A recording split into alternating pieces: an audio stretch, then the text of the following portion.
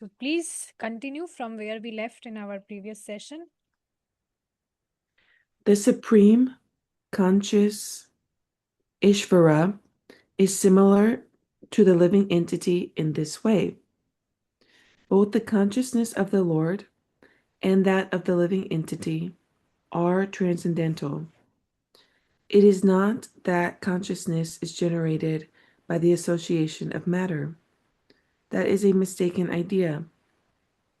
The theory that consciousness develops under certain circumstances of material combination is not accepted in the Bhagavad-gītā. Consciousness may be pervertedly reflected by the covering of material circumstances.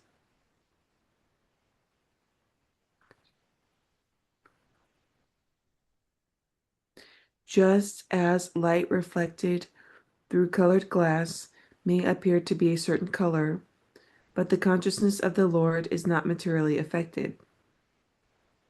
Lord Kṛṣṇa says, Maya, Madhya akshena prakriti.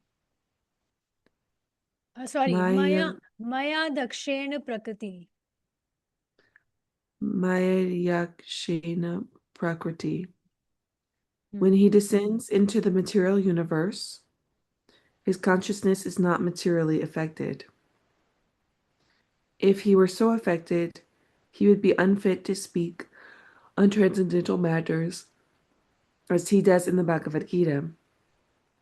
One cannot say anything about the transcendental world without being free from materially contaminated consciousness.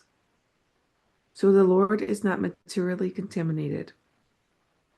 Our consciousness at the present moment, however, is materially contaminated. The Bhagavad-gītā teaches that we have to purify this materially contaminated consciousness.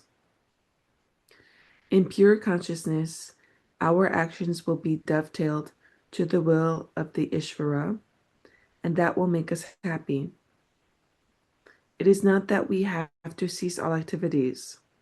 Rather, our activities are to be purified, and purified activities are called Bhakti.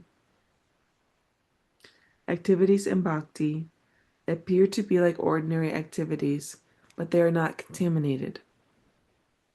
An ignorant person may see that a devotee is acting or working like an ordinary man, but such a person with a poor fund of knowledge does not know that the activities of the devotee or of the Lord are not contaminated by impure consciousness or matter.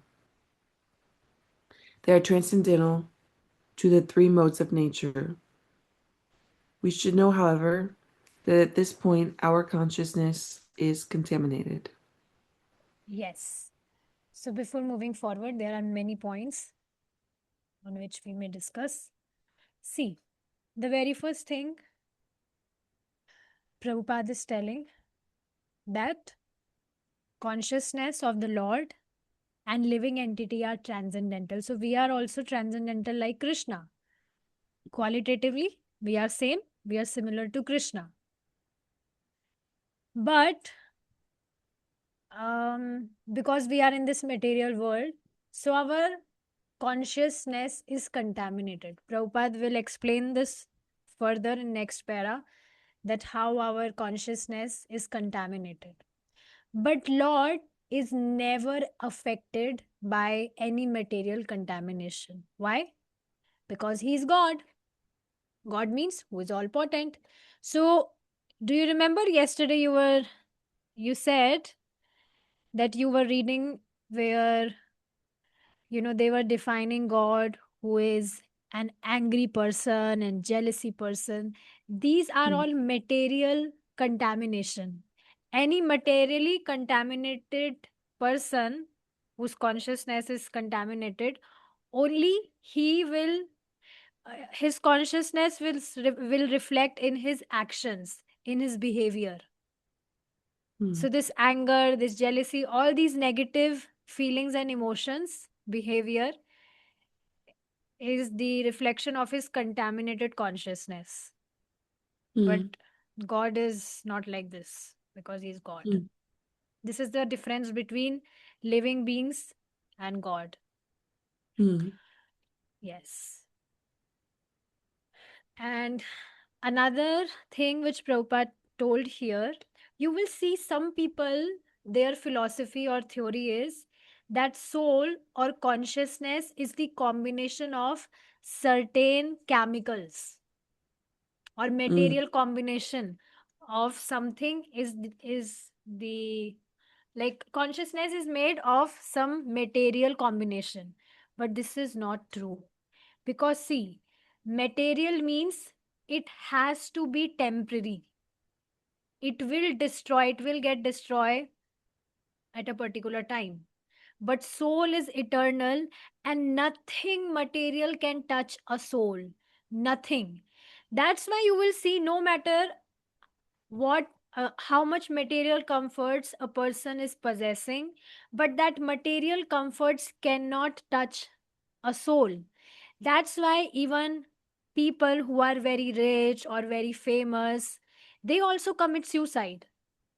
Today, we were, another class where I discussed Prabhupada Leelamrit. So, in that, there was a person who was very famous, who was very rich, but then also he was so much in anxiety. Then later, through a devotee, through a disciple of Prabhupada, he met Prabhupada, and when he started following Krishna consciousness, so he felt some hope that, oh, this is not the end of my life. Otherwise, he was assuming that the end of my life has come. Even though he was famous, he was rich, but then also he was so much anxious. So these material comforts cannot satisfy a soul because these material comforts cannot touch the soul. What to say of satisfaction? So this is false. That consciousness or soul is a combination of material things. It's not true. Yes. Um, instead of reading the whole para at once, I will, pause you in mid because it's good. Otherwise, you know, Okay. yeah, we will pause at certain point whenever I'll feel like that this point needs to be explained, and then we'll Okay. continue. Okay, like that. Okay. Perfect. Hmm. See, very beautiful point what Prabhupada tell later, that whenever we are dovetailing our activities towards Krishna, then at that time we are working in a pure consciousness. So just like you shared the video yesterday with me where those devotees, they were making those singers chant Hare Krishna.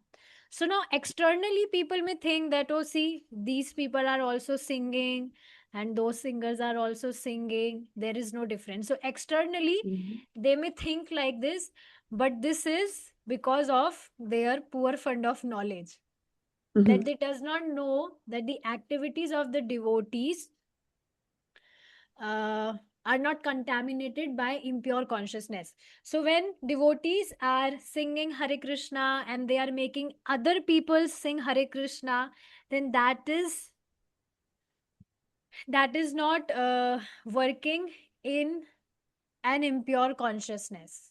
That is working in pure consciousness because that activity is directly related to Krishna. That pleases Krishna. So whatever we do, if we dovetail it towards Krishna, if we connect it to Krishna, then that is the perfection of life. We are at that time working in pure consciousness. So this is very amazing. Yes. So, we have been discussing this point earlier also. Did you try to do something for Krishna or dovetail some activity towards Krishna? If I not, then tried please. Okay, yes. I tried to think of Krishna when I'm studying, Okay. and that what I'm doing is not for my personal ambitions, but for Krishna. Sorry?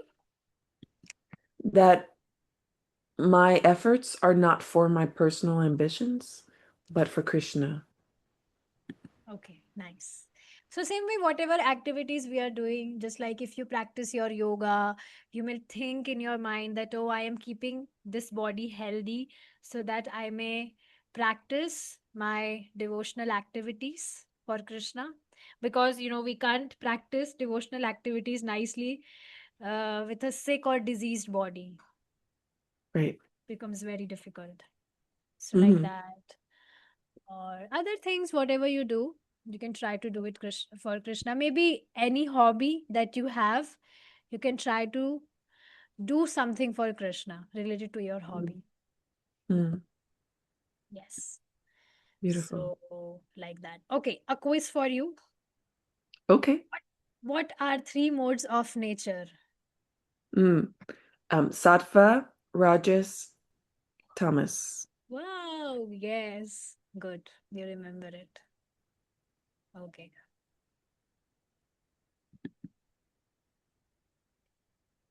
For me, Okay. I learned this before studying Bhagavad-gītā.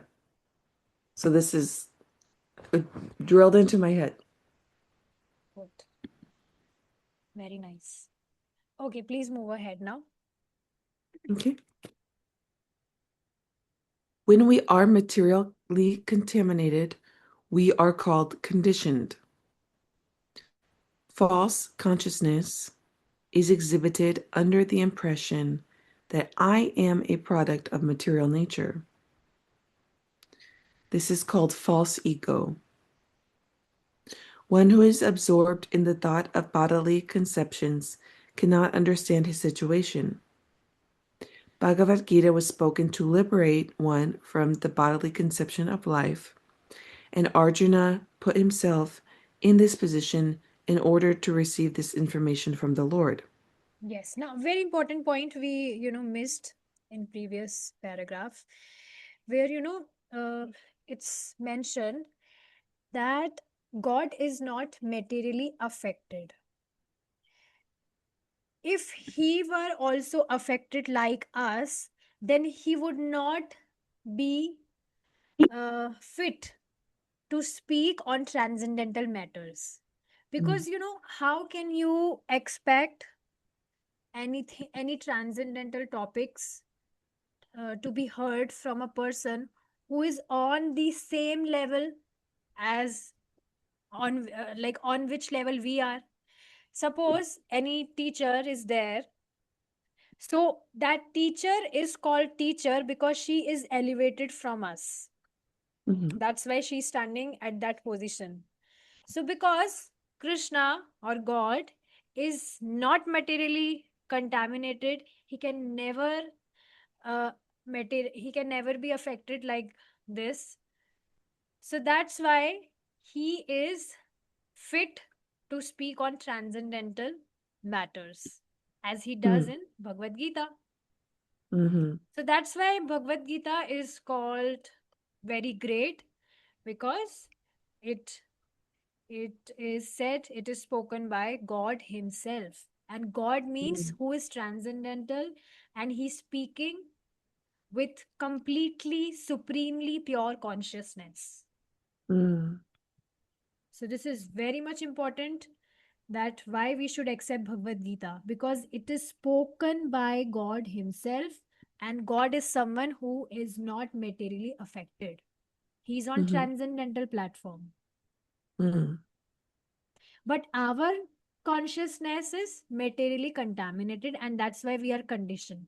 Do you understand the meaning of conditioned? Mm. Well, I understand it to mean that how this material world affects us. Okay. Example? Mm. Like, um, it could be kind of like our bad habits or our bad thoughts, or thinking, oh, I need to make a lot of money and have a lot of status in order to have my place in the world, in order to please other people. I need to I need to have the approval of other people. I need to have fancy things. This is material conditioning. Yes, this is material consciousness, and we are conditioned to any person, no matter how he is behaving, he is conditioned to behave like that. He Mm, is helpless to behave like that because of his past karma, because of the impression of his past karma. So you will mm, see a lady, she has two kids. But one kid is very calm, he's very peaceful, he never gets angry. On the other side, another kid is very aggressive. He becomes angry on very small things, starts shouting, crying. So why? Although they belongs to one mother, but then also they have so much difference in their behavior. You might have seen this, right? oh This yeah. happens. So this is because of the impressions of their past karma, and they are conditioned to behave like that. Mm, And as a person he grows, so all of his behaviors, they start reflecting in his actions. His nature start reflecting in his actions gradually as he grow up. mm, So just like you will see a kid, he never has any sexual desires. A kid never have any sexual desires. Is it true or false? false. False.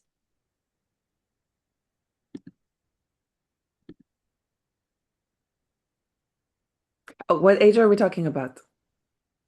I said a child, he does not has sexual desires.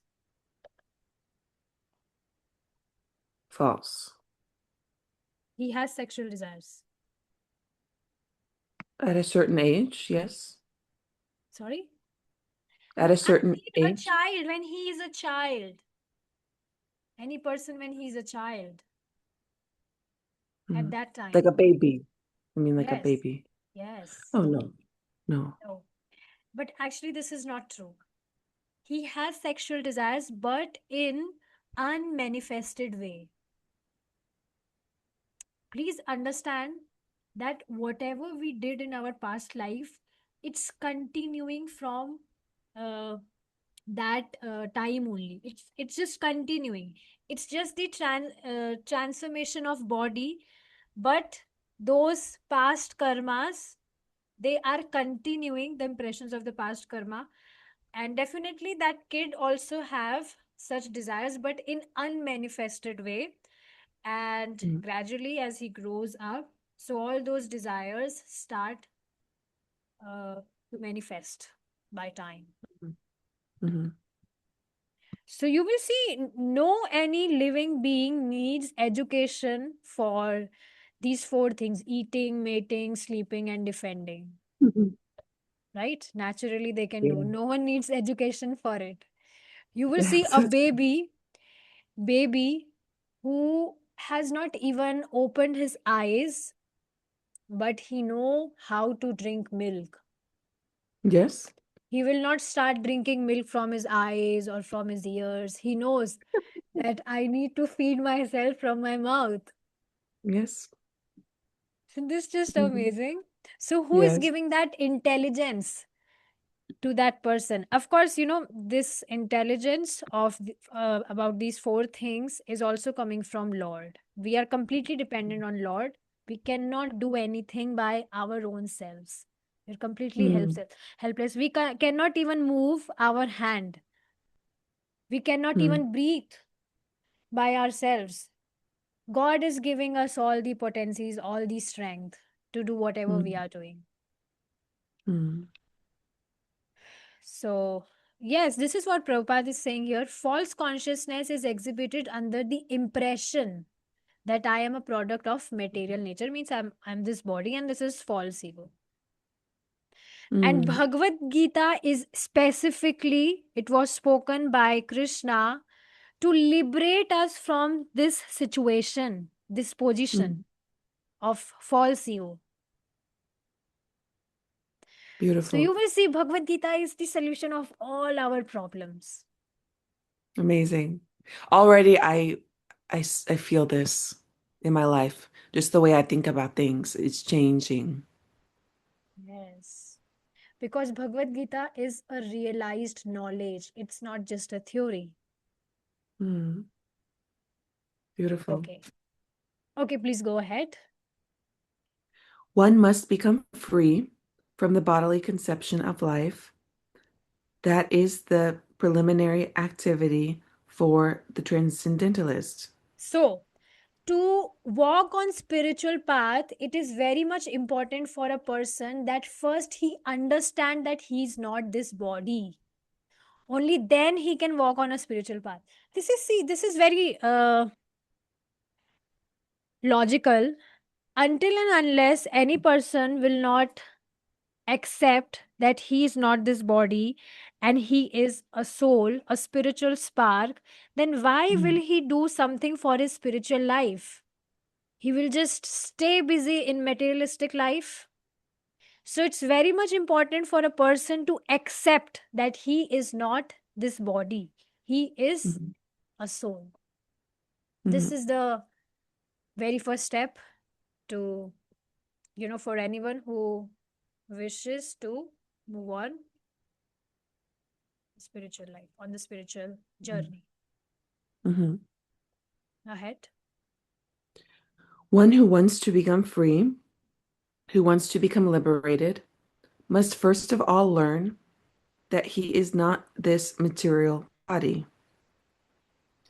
Mukti, or liberation, means freedom from material consciousness.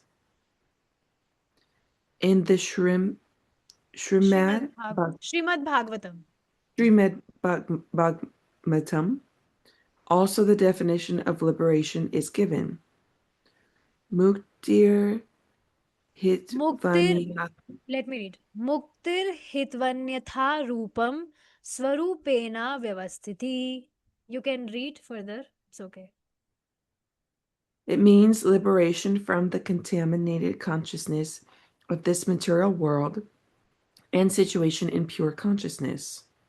So, you can stay in material world and you can still be free from the material consciousness. Please understand, pure consciousness means spiritual consciousness. And whenever we are engaged in service to Lord, and service doesn't mean only chanting and hearing. I Mm. mean, this is the main process from which we get boost to walk on our spiritual path. But service doesn't only mean chanting and hearing. Anything you do related to Krishna is service to Krishna. Even going to a market is a bhakti, is a devotional practice. If you Mm. go and, suppose you are going market to buy groceries or flowers that you'll offer to Krishna, grocery from which you will make food and offer to Krishna. So that will also count as bhakti. So, whatever you Beautiful. do, even sleeping can be bhakti if you are sleeping at night so that you may wake up early in the morning to chant holy names of Krishna or hear about Krishna. Then, sleeping can also be bhakti. So, anything a devotee do, if his reason behind doing is a service to Krishna, then that is bhakti. Mm. So, see how easy bhakti is? This is Yeah. what Prabhupada also mentioned, that bhakti doesn't mean that you give up see, it's written. It is not that we have to cease all the activities. I really love this thing about Krishna consciousness, that you don't have to give up anything. You simply have Mm. to do it for Krishna. Just dovetail it towards Krishna. You don't have to give up Mm. your taste, your interest. You just turn it towards Krishna. It's just that easy. Beautiful. Beautiful. Yes. So this is the freedom from material consciousness, that you are working for Krishna, service Mm. to Krishna. Okay. Ahead. All the instructions of Bhagavad-gītā are intended to awaken this pure consciousness. And therefore, we find at the last stage of the Gita's instructions that Krishna is asking Arjuna whether he is now in purified consciousness. Purified consciousness means acting in accordance with the instructions of the Lord. This is the whole sum and substance of purified consciousness. Consciousness is already there because we are part and parcel of the Lord. But for us, there is the affinity of being affected by the inferior modes. But the Lord, being the Supreme, is never affected. That is the difference between the Supreme Lord and the small individual souls. Yes. So this is very important line which one should highlight. Purified consciousness means acting in accordance with the instructions of the Lord. And what are the instructions of Lord? How to know? That you'll find in Bhagavad-gītā. Mm-hmm. So this is important because you will see some people, they will claim that, oh, we are following spirituality, and they will follow their own mind. They are not following the instructions of Lord, and they claim that they are following spirituality. Mm. My instructing master, he was telling that there was one person, he was a leader of a Vedanta school. He was a leader of that school where, And that's impersonal, right? Mm. um, yeah, it's basically some kind of, not, I don't know, I'm not sure about it, Okay, but okay. yeah, it's some type of scripture. So once it was a break time, and he came out and he was fagging. And you know what he said? That, oh, um, I do not accept fagging as ignorance. So you will see he is in ignorance. He's acting in mode of ignorance. Fagging, intoxication and all these things is mode of ignorance. But then also he was claiming that he is a leader of a spiritual school or stuff like that. So some people would claim that they are following spirituality, or they are situated in purified consciousness. But purified consciousness means acting in accordance with the instructions of the Lord. Mm. And see, when a person, he is not acting in accordance with the instructions of Lord, and then also he is claiming that he is situated in purified consciousness and practicing spirituality, so he is actually cheating with himself. He's cheating with himself only if he is claiming like this. So this is for our benefit. One have to understand that Krishna consciousness is for our own self.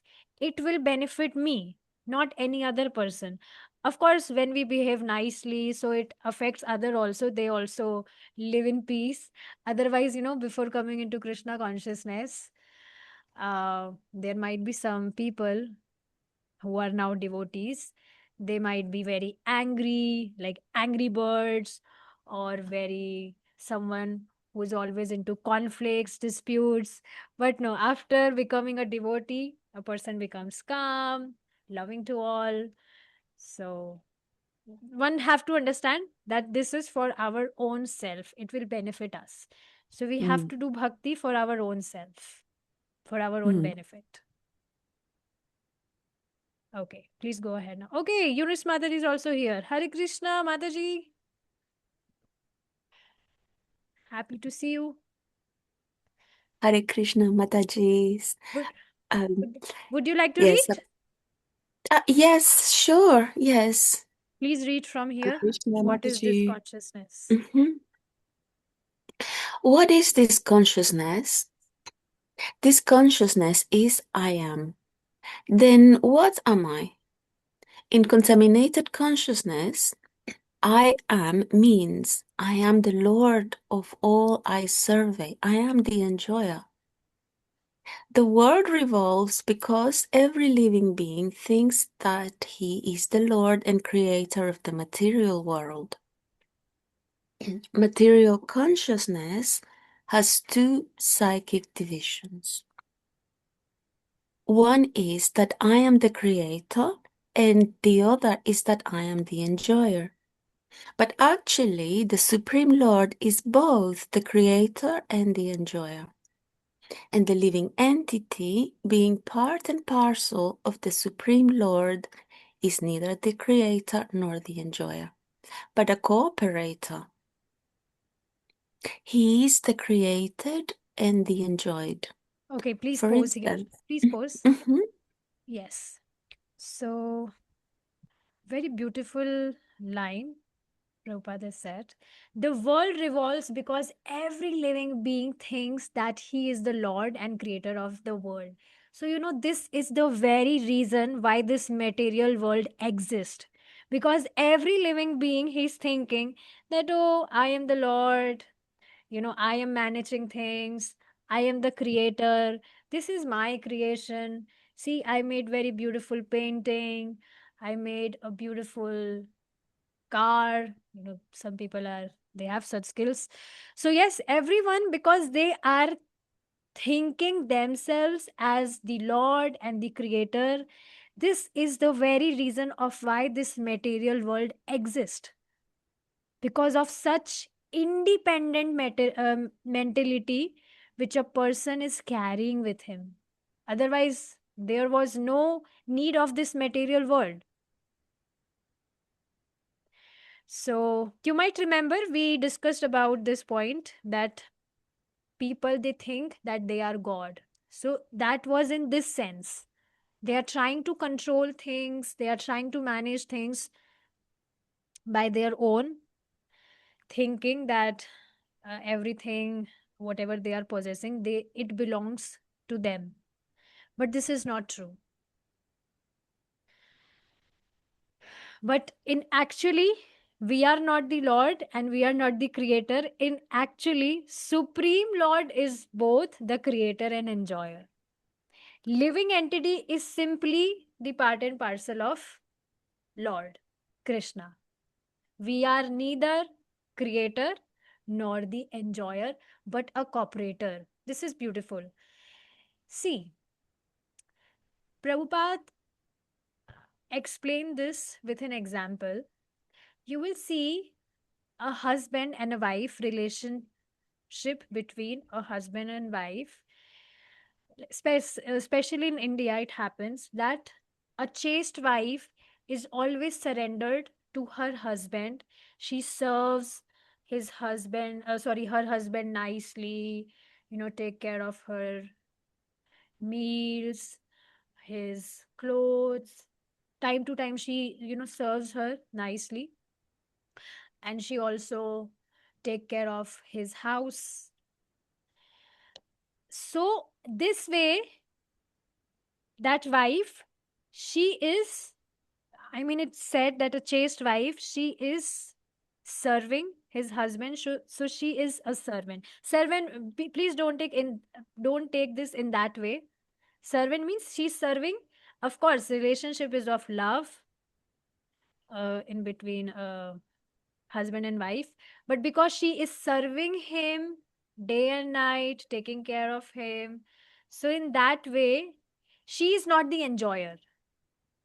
Ultimate enjoyer is a husband, but she is being enjoyed. I hope you are not taking it in different sense. Prabhupada explains certain examples because we live in this material world and we can understand transcendental topics through these materialistic examples. So yes. So I hope you got it, that a wife, she's being enjoyed, but the enjoyer is the husband. In same way, enjoyer is Krishna. We are simply his servant. And in that service, that wife also gets pleasure when she see that, wow, my husband is getting pleased with whatever I'm cooking. He's getting pleased, satisfied with my services. And in return, husband also, you know, um reciprocate by giving her some presents, by showing her love, isn't it? So, same way, when we serve God, when we serve Krishna, then Krishna also reciprocates with us. So, yes, he is the enjoyer. Yes, Mataji, please continue from here. Yes, thank you. It is very nice how you've just explained it. And I'm just realizing that when it says that we're neither the creator or enjoyer, but we're the cooperator, this is such an eye-opener for me. That's a very nice statement from Srila Prabhupada here to explain or to the cooperator. So, yeah, thank you. So to continue from, for instance, a part of a machine cooperates with the whole machine. A part of the body cooperates with the whole body. The hands, legs, eyes, and so on are all parts of the body, but they are not actually the enjoyers. The stomach is the enjoyer. The legs move, the hands supply food, the teeth chew, and all parts of the body are engaged in satisfying the stomach, because the stomach is the principal factor that nourishes the body's organization. Therefore, everything is given to the stomach.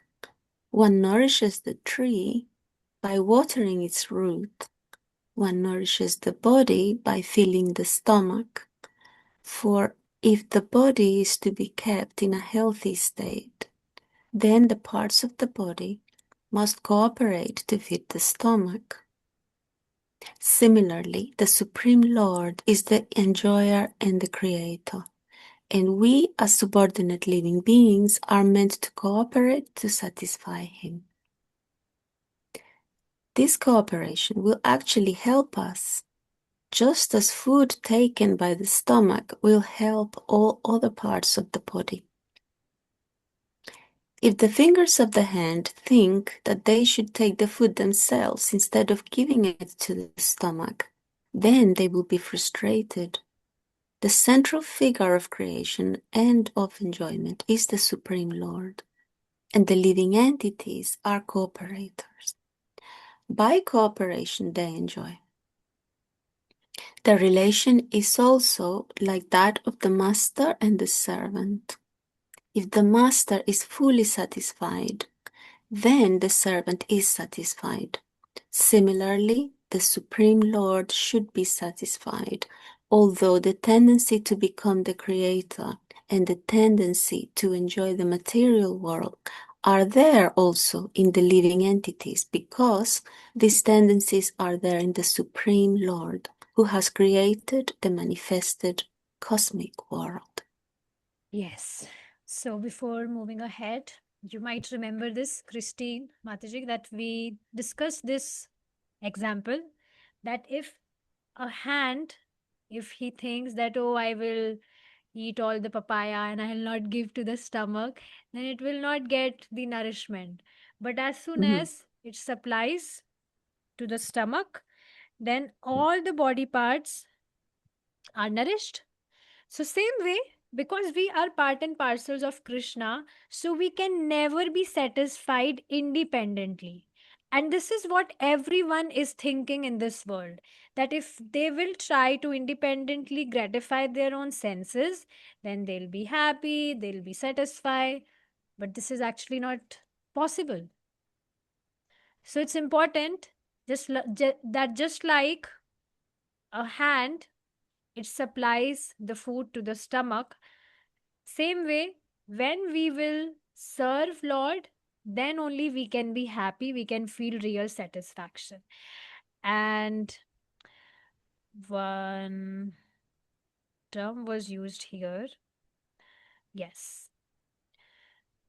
What was that?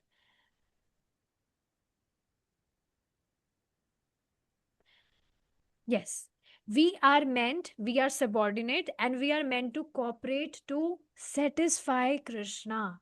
Now, please understand, when we take example of seva or service in this material world, then it is actually perverted way of service here, where even boss, they are trying to exploit their employees.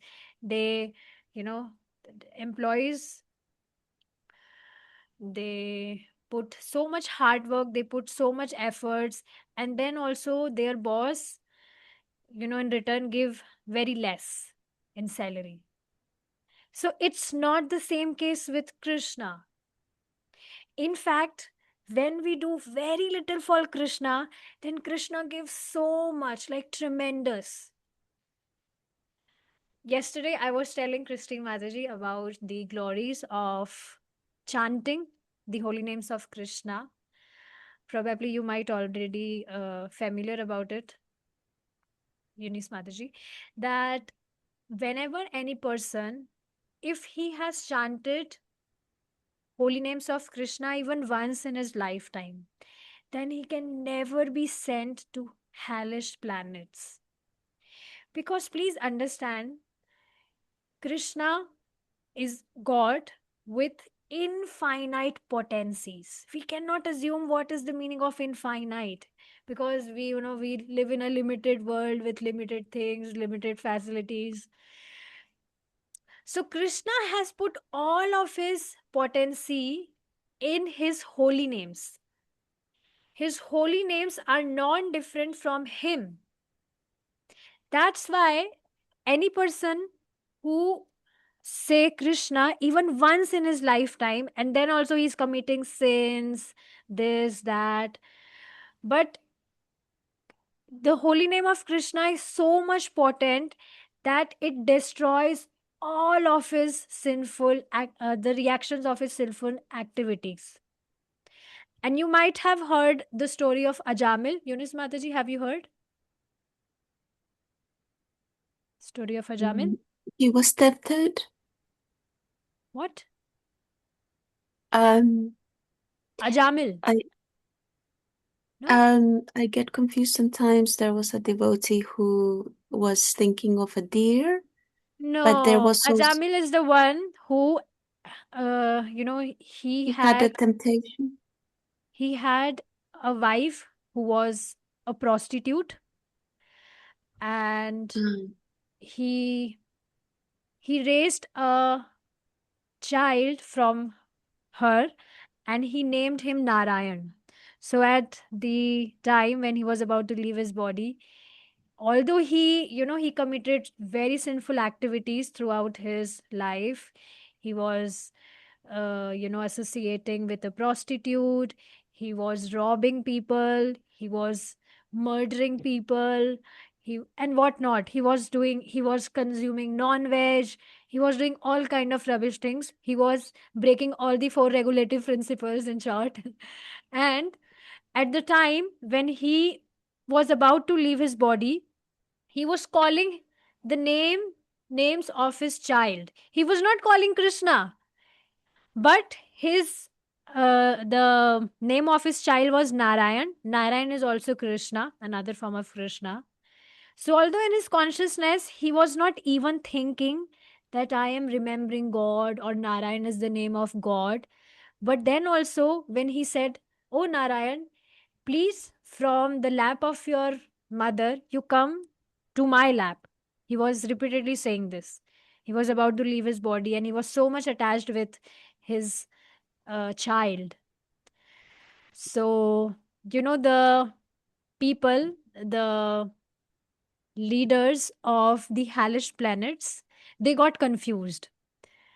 They came to take Ajamil, that person who was very sinful.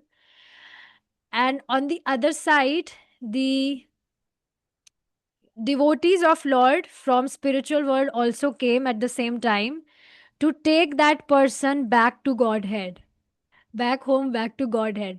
Now you will say, what? Although he committed sinful activities, but then also it was very easy for him to go back to Godhead. So, yes, we discussed that at the time of death, whatever we remember, we like whatever we remember or whatever desires we have, we get next body according to that. So at the time of his death, he said the names of Krishna, he said Narayan. So this was the reason, although he committed so much sinful activities throughout his life, but because he said Narayan, the holy names of Krishna, so this was an enough reason for him to go back to Godhead. And devotees of Krishna from spiritual world came to take him back to Godhead. Of course, later he was given more chance to do to practice devotional services. He was given more time here in this material world, and then after 15 or 18 years, he went back to Krishna again. So, why I quoted this story? To basically reveal the potency of the holy names of Krishna. Only this holy name can actually give love of Godhead. So, there a verse come where it is mentioned different activities for different yugas. Did we discuss this, Christine Mataji? In Satyuga, people practice meditation. In Treta Yuga, people practice sacrifices, yagyas, and all. In Dwapar Yuga, they practice deity worship. So, these specific activities people perform in certain yugas, which give them perfection, which give them love of Godhead. And this in this age of Kali, the process is to chant holy names. Lord is not expecting from us to do any austerity, any big austerity, to meditate or whatever hard things which we cannot do because uh, we are jivas of Kali Yuga. We took birth in Kali Yuga. So we have this special offer that we don't have to perform any austerity. Simply chanting holy names of Krishna will give us love of Krishna. So we should try to make chanting our very first priority, and also we should try to distribute this chanting process to other people or other living beings. Distribute means you can tell them if they can chant, if they are pious. If they don't wish to chant, it's okay. You can, say some Mahamantras in their ears, or you can sing some Mahamantra Kirtan, like that. So it's very beautiful. I do have a question. So you mentioned, if the person is pious, what about people who chant just to relax? Because I was talking to somebody just yesterday. So I had sent him a thank you card because he had sent something after my father died. And then he sent me a picture that he received the thank you card. And I saw beads in his picture. And I said, "Oh, nice beads. Do you chant?" And he told me, yes, he does because it's relaxing, but it's not any devotion. But did you ask what do he chant? For Ganesha, Lord Ganesha. No. So see, if any person is chanting the names of demigods, so demigods are themselves, they are not here in this material world for always. Only Krishna can give liberation. Only God can liberate us from this material world. And no one Mhm. has potency to liberate us from this material world. So it's okay if we Mhm. chant Lord Ganesha. You can also introduce him with Hare Krishna Mahamantra. You can say that, oh, I've also started chanting. And yes, you're right. It's very calming. It's very relaxing. Would you like to try chanting Hare Krishna? And maybe you can chant, give him association and you both can chant together. Actually, this man has been to an ISKCON temple. He told me he'd visited. He said, "Oh, they have great food and the chanting is very relaxing." He told me the chanting was very relaxing. Yes, this is very nice. So Mhm. it's very good if he takes Hare Krishna Mahamantra. I mean, if we start chanting Hare Krishna Mahamantra, because no matter how a person is chanting Hare Krishna in whatever mood, even if not in devotional way, he is chanting in, to relax his mind, then that is also good. Do you remember that example of medicine? Even Yes, a yes. person does not know the reaction of that medicine. But if he is taking the medicine, then medicine will start reacting. So, this mantra, Mm. Maha Mantra, is for the soul and it will purify his consciousness no matter Mm. how he is chanting, with what intention he is chanting. This is the beauty of Maha Mantra. Mm. Let me share my example with you. Like initially, when I heard Kirtan, Mahamantra Kirtan, I was not chanting. No one told me to chant, but I was repeatedly hearing the Kirtan. It was very energetic. And throughout my day, when I was doing something, I was just keep hearing. Even in my bathroom, I was hearing that Kirtan. So I was really fond of that Kirtan. It became my favorite. And I was really feeling changes in my life even at that time, because Mahamantra will work. Lord will work. Lord will do his work. Even a person is not conscious, but Krishna is so much conscious. He is very, very conscious that, oh, he's chanting my names. He becomes Mm. immediately so attentive if any person, as soon as he starts chanting the names of Krishna. See the example of Ajamil. He was not even thinking that he is calling God. He was simply calling his child, Narayan. You please come in my lap from the lap of your mother. And then also that became the reason for him go back to Godhead. So please, dear devotees, understand this. Whatever we do throughout our life, we only remember those things at the time of our death, when we are about to leave our body. What to say of the death? You just see whatever you do throughout your day, even in your dreams, those thoughts, comes as, those thoughts become your dreams, whatever you do in your throughout your day. So whatever you do throughout your life, so at the end of the life, it plays like a film in your mind, whatever you do.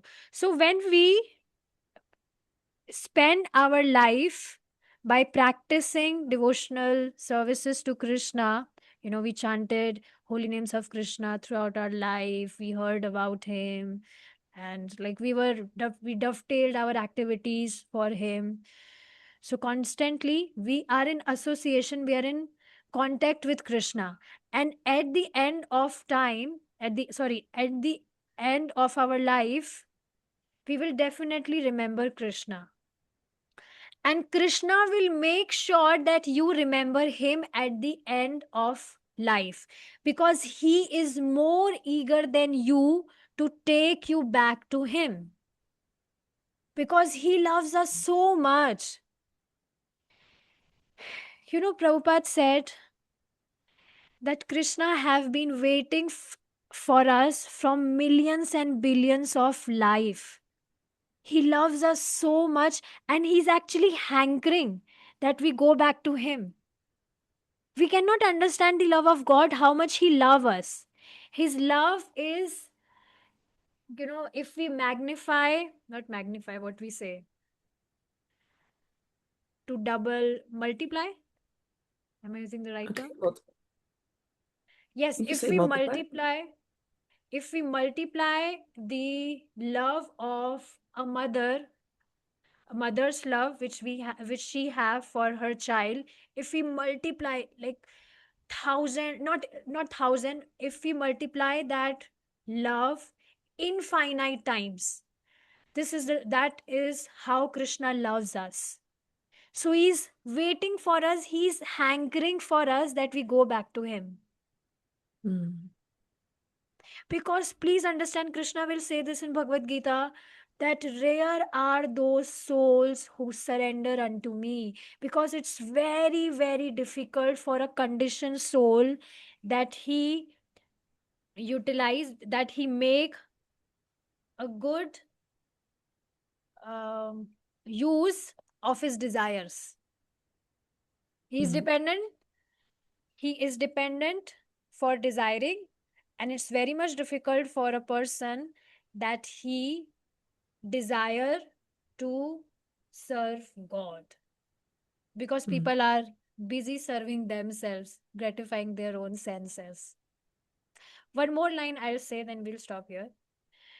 That although Krishna have been waiting for us from millions and billions of lifetimes, but then also he will never force his love on us. You might be thinking that, God is all potent, so why don't he take us by his potency to him? Because love cannot be forced. And okay, Krishna is waiting for us from many lifetimes, and he is ready to wait for us for more billions and trillions of lifetimes, but he will never impose his love on us until we will ourselves not desire to get love of God, to serve him. He will never force us, because love can never be forced.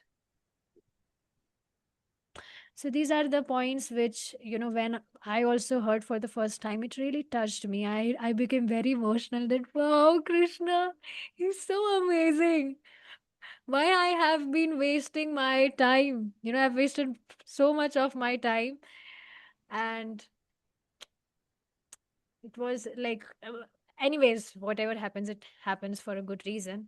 But yes, it's so amazing that God is so loving, and Yes, I feel this way too. he's really waiting for us. So it's not like it's not the relation of whatever relations we see in this material world. It's completely opposite of that. Mm. So one should be intelligent and wise enough to make his like choice, that where he should invest more of his time, at least Mm. when one knows about this wisdom.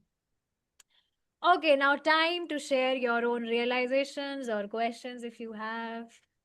We, we spoke so much about many topics, and it was for good. Okay, please, if you have something to share, please go ahead. It's a little bit unrelated, but I did want to share with you that lately, since we've been studying, when I'm sleeping, my dreams have become so vivid and also very, very sweet dreams. Like I will think about a friend during the day, and then at nighttime, I dream something very sweet about them. And it's kind of strange that the way I'm dreaming at night is changing even. It's nice. Mm.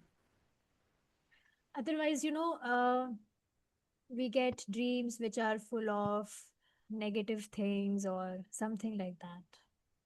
Mhm. Good. Yeah, that's very nice. I I want to have more dreams of Sri Krishna. Yeah, once I had a dream that he was with Radha Krishna. So I want to have more dreams. So that's so nice that you, Christine Mataji, are experiencing this. So,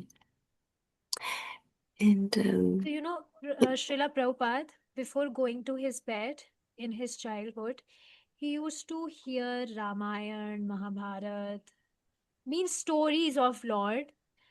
So, in his dreams also, he would dream of those stories about Lord. So, it's very nice that before going to bed, we should read about the stories of God, of Krishna, or maybe Bhagavad-gītā. Right now, you know, see, Bhagavad-gītā is all about philosophy. You will not hear any stories here.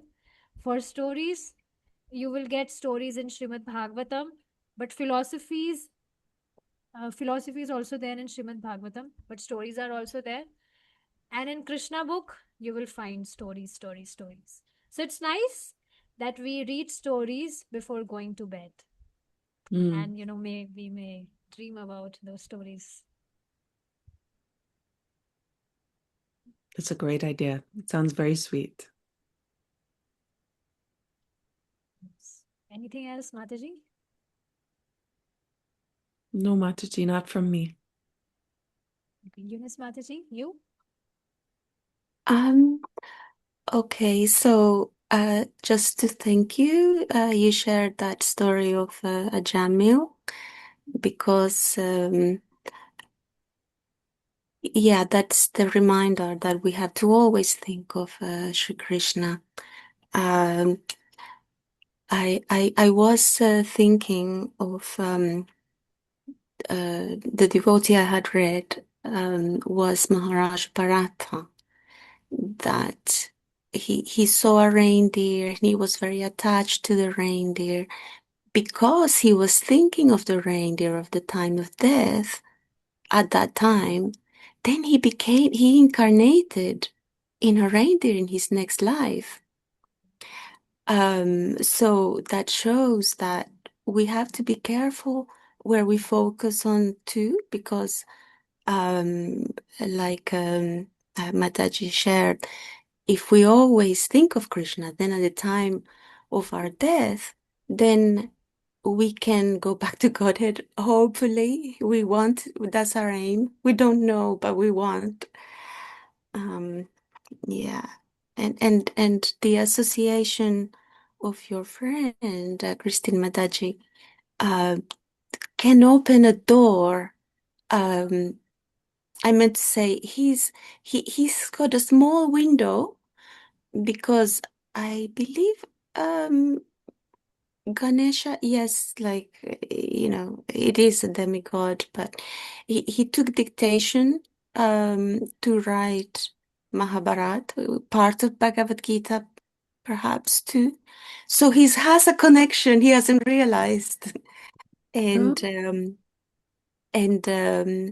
so hopefully he can associate with getting to know more about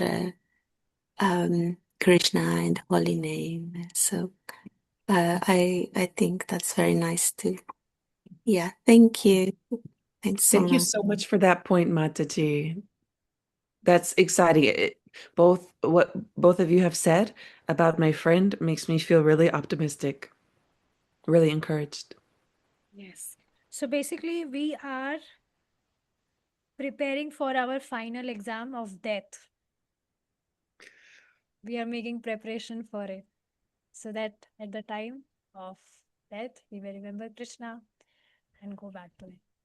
And Ajamir's case was exceptional. So we should not think that, oh, we will also say Krishna at the time of death and we'll go back to him. No, that case was exceptional. Okay, we'll stop here now. Thank you so much for coming and giving your association. Hoping to see you tomorrow if Krishna is willing. Hare Krishna. Hare Krishna. Thank you, Matatis. Have a great day.